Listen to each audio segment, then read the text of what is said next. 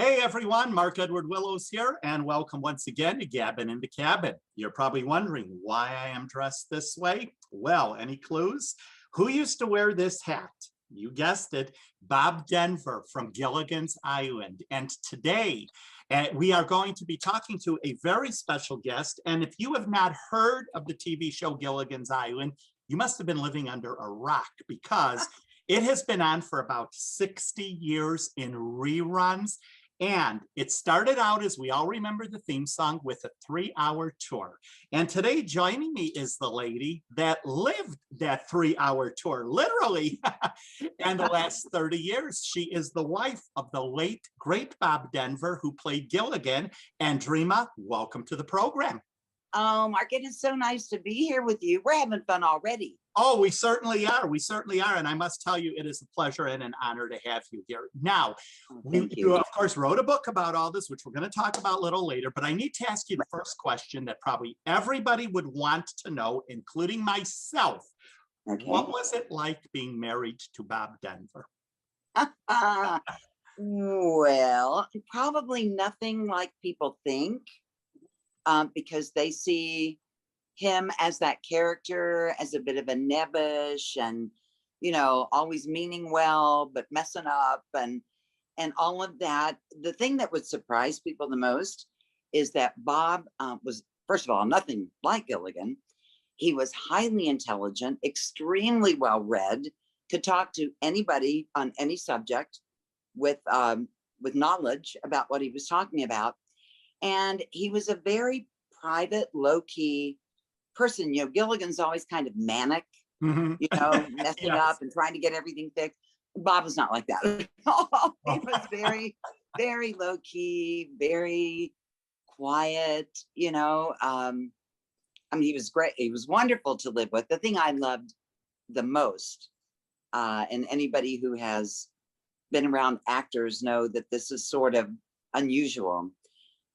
Bob had what I think of as a healthy ego. He was not egotistical. You know what I mean? Right. He didn't need to be catered to or, you know, adoration all the time. He wasn't ever, and I was with him for almost 30 years. So it was from the life. It was from the life of living on the island. There you go. There you go. He was just, you know, he was just easygoing and laid back, and you know, he didn't need the extra. You know, I've met people in my lifetime, I'm sure you have too, that they have to have that adoration. Oh, yes. And I thought about all of those people during lockdown. I thought, oh, this has got to be really hard on people who need that, you know, need other people and that sort of. So he was just a really easy guy to live with. Now, how did the two of you meet? I understand you also were an actress doing something. Yes. I believe you guys met doing a stage play or something. Tell us about that. We did. I was in Florida, actually in Orlando, visiting my family. I had just finished a show with Al Lewis from the Munsters. Do we remember Al? Yes. I had just done a show with him, and I went to visit my family, and a friend called me and said they were auditioning over in St. Petersburg for a show called, a Woody Allen show called Play It Again, Sam. And she thought I would be perfect for the part and encouraged me to go audition. So I said, okay, I'll do that. So I went over and auditioned, and I got the part. And I said to the producer, I said, so who's going to be starring in the show? And she said, Bob Denver. And I went, Gilligan? And she said, yeah. And I said, oh, seriously, I'm going to have to kiss and do love scenes with Gilligan? Really? She was like, well, if you want the part, yeah, you're going to have to do that. And I was like, oh no, I want the part. I'll do that. Well, little did I know I'd be kissing and hugging on Gilligan for the next 30 years. Boy, he must have been a great kisser, huh? He was a really good kisser. I remember rehearsals. We had a couple of scenes where, you know, the first time we kiss and all that, and Bob would purposely mess it up so we'd have to do it over again.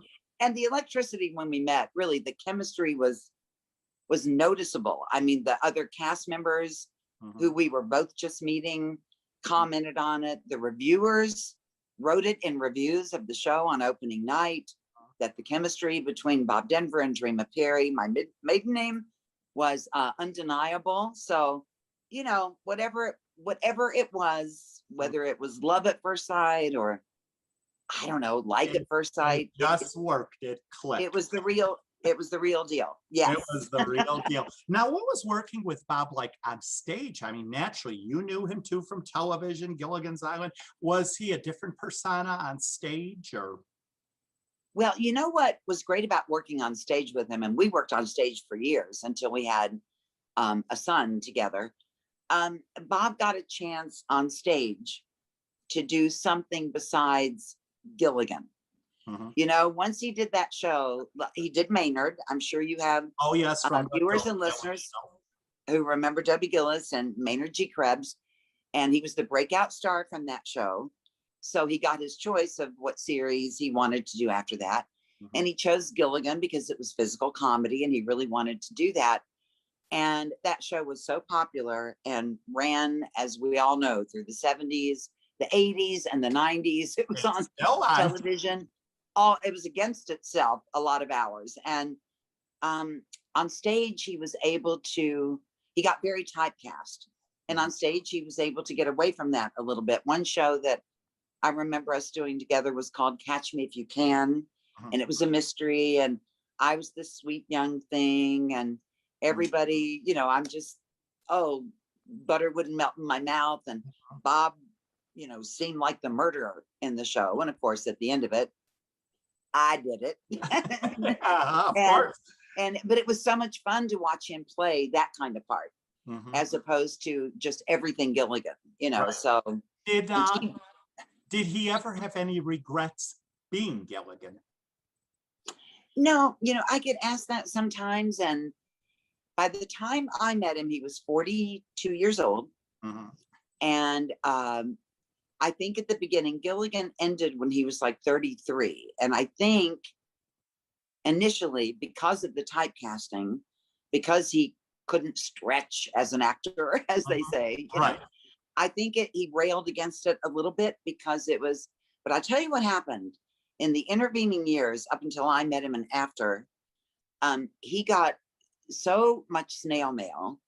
And then of course, when the internet started, so much email telling him how the show, from so many people, I can't even, it's amazing, telling him how Gilligan's Island had in some way saved their lives. Either they were in an abusive relationship, or they had alcoholic parents, or a parent who abused them some way, somehow. And that was their half hour to an hour and a half, depending on where they lived and how much it reran after school, that they were able to find this little safe haven. And once Bob started understanding that little show, what he thought of as a little show had had such an impact on people in their everyday lives. It was such a remarkable cast. I mean, from Bob to the skipper, Marianne, the farm girl, Ginger, the movie star, Mr. and Mrs. Howell, the millionaires. It was so broad that I think everybody could just relate to those characters. How smart was Sherwood Schwartz? Really? Oh, exactly. Way creating those characters and writing those scripts and sort of hitting, every facet of American life. Sherwood was way before his time. I don't know if you heard about the joke lately that's been going on with the internet. And of course, exactly what we're doing, Zoom. Remember the Brady Bunch? Everybody in the box? Exactly, Sherwood was way ahead of his time. Whoever thought this was it? I saw a meme on that the other day. Yes. Where it was showing, like, I don't know, the president, and the cabinet and all that. Yeah. And it said, Sherwood was. I mean, who would think that now everybody is doing the opening credits to the Brady Bunch? Exactly. Exactly. Now, has Bob ever talked? How did he feel television has changed since Gilligan's Island? Because my opinion, this is my opinion, but I loved television back then. To me, those were shows. That was entertainment. Did Bob ever say any thoughts what he sees today on TV? I tell you what, he passed away almost 16 years ago. So it's changed even a lot. More, so much from the time he passed away. But one thing he did talk about when reality TV first started, Survivor, remember? Yes. They kept comparing Survivor to Gilligan's Island. And so he was asked to do a lot of interviews about the show Survivor. And he got himself in, I don't want to say he got in trouble, but he got flack and pushback from people when he said, and he was right, there is nothing real about reality TV. Exactly. I mean, he said it way back then when, Exactly. you know, the first season of Survivor, and people didn't like that. They wanted to think that this was, but I think he's been proven right Oh, in the yes. intervening years, you know? Oh, yes. Yes. Did he ever say on Gilligan's Island, what was a day like? A week like? Was it just script, studying, reading, show was shot in one day? Did he ever say how that was done? Well, they would do the table read on Monday, and the show was shot, as far as I remember him talking, it was shot, there was a different script every week. Right. And he said, I was just listening to an interview the other day that he did, that I play on Little Buddy Radio. And he said every week when we would get a new script, we would think it couldn't possibly be sillier than the one the week before. And it always was, you know. Did he ever So, say what his favorite show was? what his favorite show was? Yeah. Did he ever Of Gilligan's Island, or just in general? No, Gilligan's Island. Oh, his episode. very favorite, I do know the answer to this. He loved the dream sequences when they started doing those, because everybody got to play something different. And of the dream sequences, his favorite was, I don't know if you remember, but when they worked on the Gunsmoke set, Yes. Yes. Gunsmoke, Yes. and Bob got to play Marshall Dillon. Oh, yes. I remember. And that he loved doing the Western thing, and he loved, you know, getting to get out of the red shirt and the white hat and wear something different. And that was always his favorite episode. But he always loved all the dream sequences. Now I have a favorite. Do you guys remember Harold Huckuba? Yes. Played by Phil Silvers. Yes. Where they do to be or not to be. Da, da, da, da. I love that one. That was always my favorite. I myself have been a fan. I mean, I've seen every episode hundreds of times. I can't really think of one episode that I could say, yeah, I loved every one. They were all wonderful. I mean, very well written and very well acted. That acting was just impeccable. I mean, it was. What about the one? Do you remember the ones where they went to the mad scientist? Vito Scotti played him. Yes. They went to the island and he switched their voices. Yes. I remember. Now that had to be a kick to do that. Oh, yes. Back in the day. Exactly. Today it would be hit a button, but back then it was different. Now I need to ask you, Dreama, because everybody asks this question. The opening of Gilligan's Island was where? Filmed in Honolulu, the opening? Yes. Okay, yes. That was just the beginning and the ending, but the show itself was done on a soundstage in Hollywood at CBS, correct? Actually, the pilot for the series all of it was filmed on the island of Kauai. In Hawaii. That's where you see the opening credits, like when the ship is leaving the marina. Yes. That is a marina in Honolulu. So that was all filmed. What happened was when they showed it to the powers that be, the suits, they weren't happy with the two girls. And originally the script had everybody except for Ginger, Marianne, and the professor. Instead of those three, they had other actors playing a school teacher. Maybe both of the girls were a school teacher and the man was like a high school science teacher or something. So they weren't happy with that, and the network wasn't. So they wanted those parts recast, and that's how we got the movie star, the farm girl, and the professor. They were not in the pilot. And so what happened was they weren't able to use the pilot at all, except for opening credits, because except for a couple of shots from the opening credits, because the castaways were all in the scenes and they had to reshoot everything when they finally picked it up with the three new actors. So You know, I That always was remember a line Jim Backus was on Password, you know, the game show, and they asked him something about being rescued from Gilligan's Island, and he says, well, I hope not. We'd all be unemployed. that's right. I always remember that. Now, let me ask you, after the show, did Bob keep up with any of the cast? Oh yeah. Oh, Mm. they all did. And how Oh, about you? I understand you were quite close to Dawn Wells. Dawn and I were really close friends I for met about. Dawn many years ago. A wonderful gal, wonderful. Was So she sad. lovely?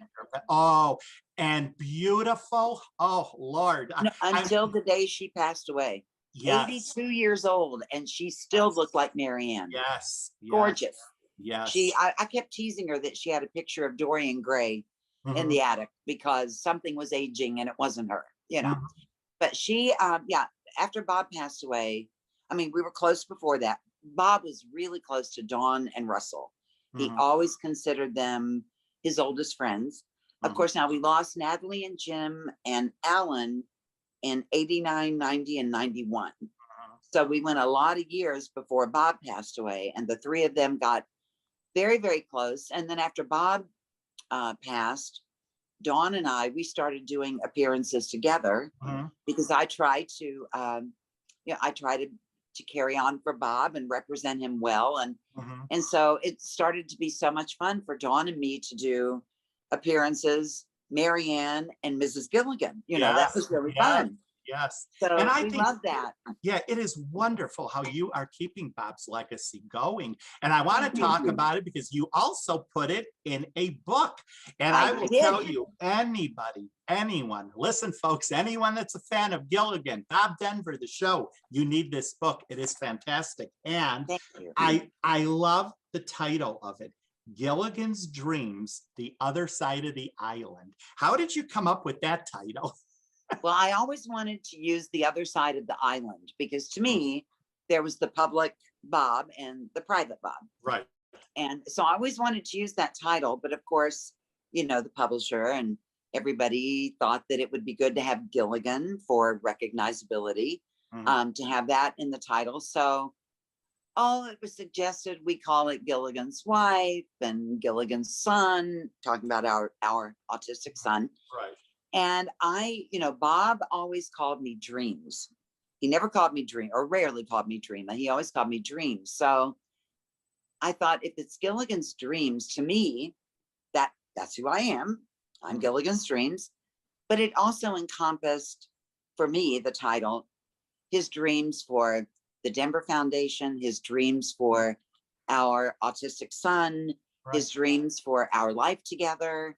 Which Um, is, it yeah, just, something it, I wanted it to just, touch on a bit. Because your son, very few people knew that at all. no. And I understand you and Bob were basically caregivers to your son, Colin. And you also have the Denver Foundation going today. Tell us a little something about that and what it entails.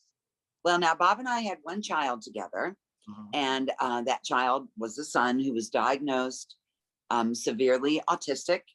And Mhm. actually, they didn't use autistic until later. That Right, became, right. everything fell under that umbrella.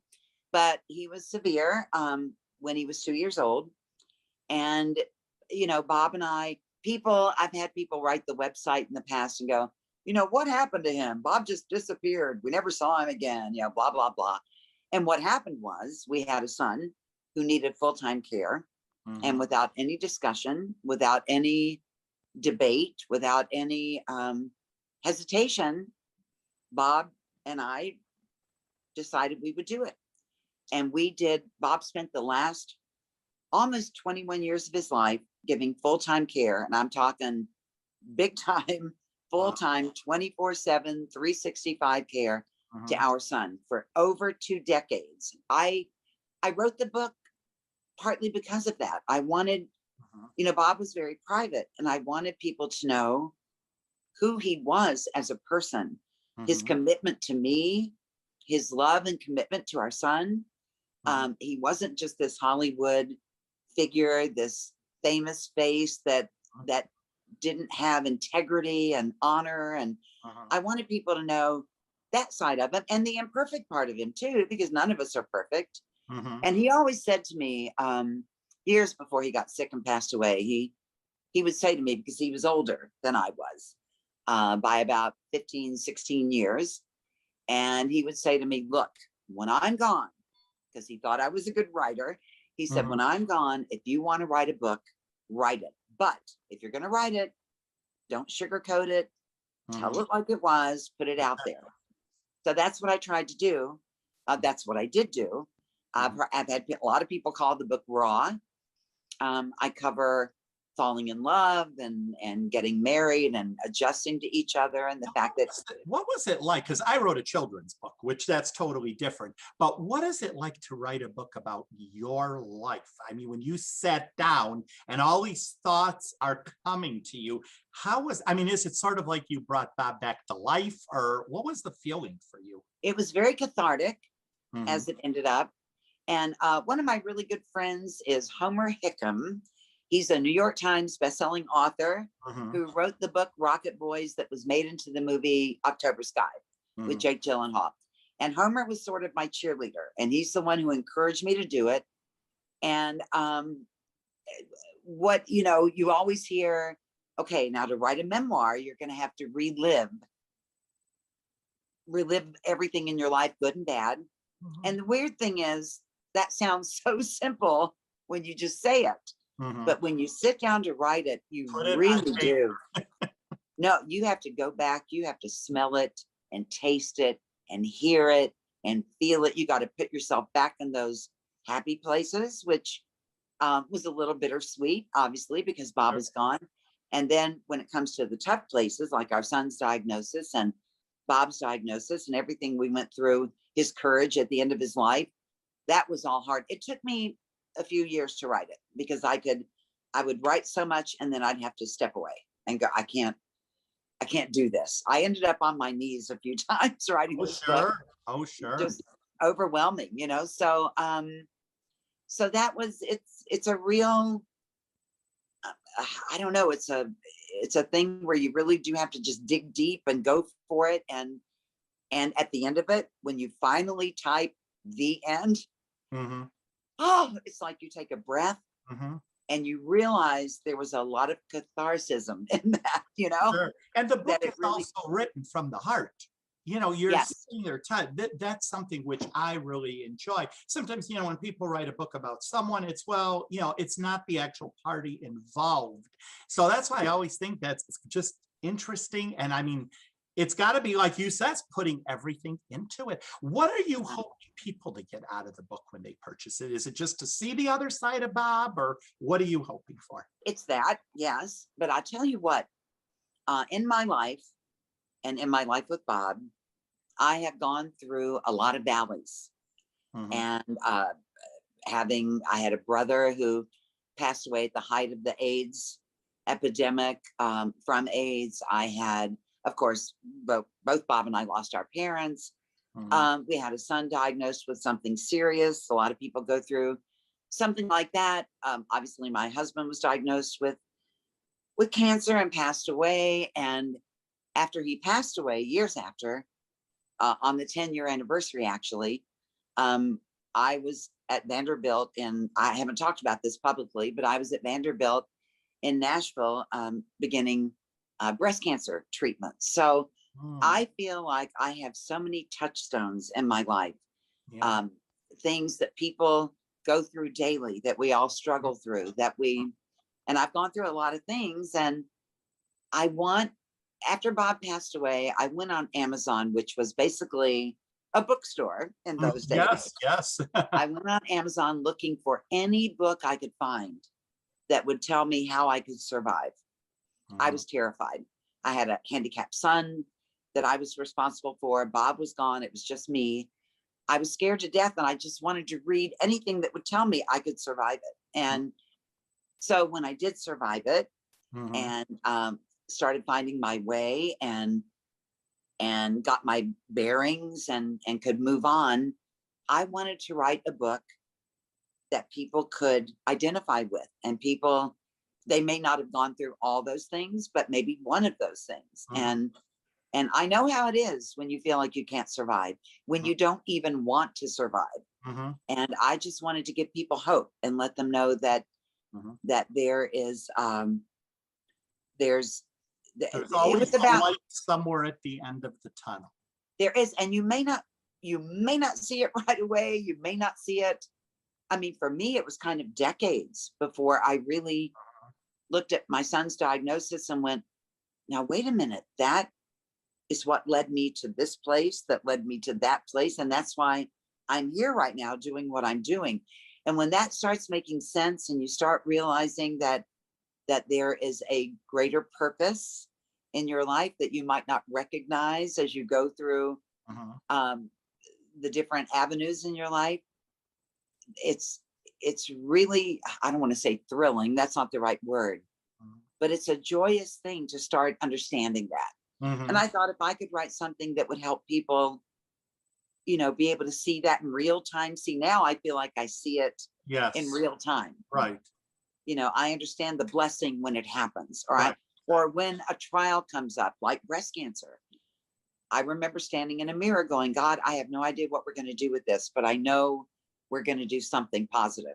And I was able to look at that challenge differently than I had looked at other challenges. Does that make any sense? Yes, it does. Yes. And I have to tell you, again, the book is just absolutely fabulous. Now tell the folks, where can they get the book? Where can it be purchased? Are you going to do a tour with the book? Will you be visiting cities? I hope so.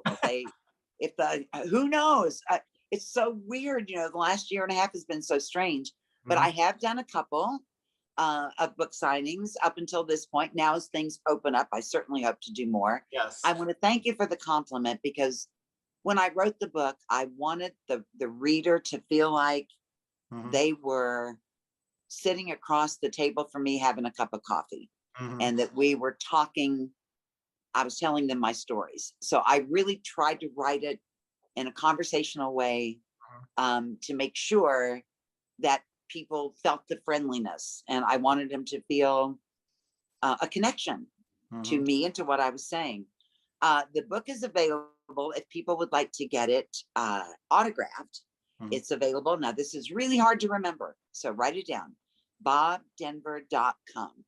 Oh. I think that I love it. I love it. Really easy to remember. I have Gilligan's Gift Gallery there, and you can get, I can autograph, all those orders come straight to me. So I can autograph the orders for people when they do it. I also have, I don't know if you know about this one. I'm going to show it to you just real quick. But I have 4 bears in a box. Oh my God. My house is loaded with bears. Is it really? Yes. I don't know if you see this guy behind me, if this deer over here. Do you see the deer? Oh, yes. Yeah, it's all Northwoods look is what I have in my den. I mean, there's black bears throughout. So it's so funny when you showed that book. Well, it has won like 9 or 10 awards. Wow. And it came out last year. On the day we were locked down was the release date. So that was good timing again. But it came out, the last award it won was in December, and it won runner-up for best children's book at the Paris Book Festival. Oh my God. Paris. Wow. Like France. See, Bob was right. You are a great writer. Oh, well, I don't, Bob gave me the idea for the book. I'll send you one.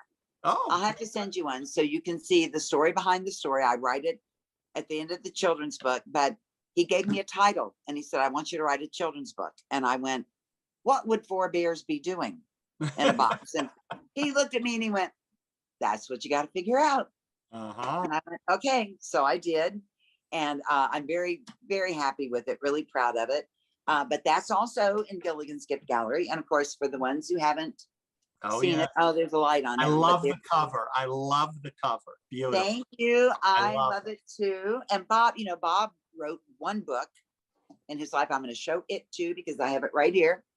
But this is also Gilligan, Maynard, and me. Yeah. And that's available. All these books are available at bobdenver.com. bobdenver.com. And then, of course, if you don't care about the autograph and you are a Prime person and you just love Amazon, and that's probably most of us, the books are available on Amazon. Now, Bob's book may not be available there. I'm not actually sure, but my 2 books are available there, and they won't be autographed, but you can get them there. Or you can go to your local bookstore, Barnes and Noble or something, and have them order it from Headline Books and Great. get it that way. And before we end, tell me something too, if this is true or not. I heard there might be a Bob Denver museum somewhere on the horizon. I'm so glad you heard about that because it's so exciting. You know, Bob lived here in Princeton, West Virginia for the last, oh my gosh, 15 years of his life. He loved it here. He loved the people here. Well, I got a call about 6 months ago from one of our county commissioners who wanted to know if I would be on an advisory board for a 1911 theater that we're renovating. Wow. And I said, well, yeah, I would think about doing that. That sounds like fun. And he said, well, here's the kicker. He said, we have an entire room in the theater that we want to make the Bob Denver Museum. You know, the Andy Griffith Museum in Mount Airy. Yeah, the Lucille Ball Museum, all of those museums. You know, it's like, I don't know. Bob would love it. First of all, he would love that it's going to be in a theater. He would love that it's going to be in a renovated theater. He would be embarrassed all over the place that they're doing it at all, because he was very humble in that he would go, what are you doing? But it's been fun. I'm going through the things that I have that can be displayed, and the shirt and the hat and all of that. And so we're hoping, oh gosh, we're hoping for the end of 2021, though. Yes. You know, we're 6 months into it. So you never know the things that might come up to delay us a bit, but there is going to be a Bob Denver. You know, I can't tell museum. you, the hat that I opened up, it hangs on a nail in another room. You would not believe how many people would walk in and they'd say, you have Gilligan's hat. There you go. I know, it's kind of a, you know, I'm just honored that they would do it. And I'm just happy that, and my radio station, Little Buddy Radio, that Bob and I started 17 years ago. He passed away about a year into the radio station. So it's basically been my baby, but we are going to have a Little Buddy Radio satellite station in the museum so that we can do live broadcasts from the theater and from the museum. And so it's going to be great. I'm very excited about it. You have to come back on the show and tell us all about that when it's going to be open and everything. And would you let me come back? Yes, I would love to. As I guess Bob would say, it was a dream having you. You were wonderful. You. And once again, before we wrap, books again, bobdenver.com is where you can find your book and all of Gilligan's books. And autographed, all of them autographed if you want that. Yes, and it was a pleasure. All the best to you. And what does the future hold for Dreama before we end? Well, the museum, and I have written a second Bear book that we are looking at trying to get published in 2022.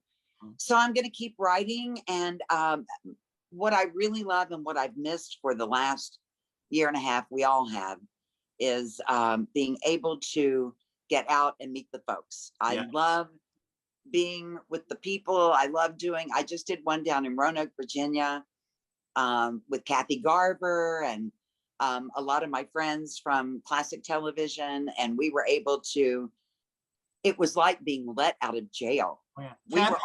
Kathy was one of my former guests, a wonderful gal also. She's wonderful. And we were literally giddy.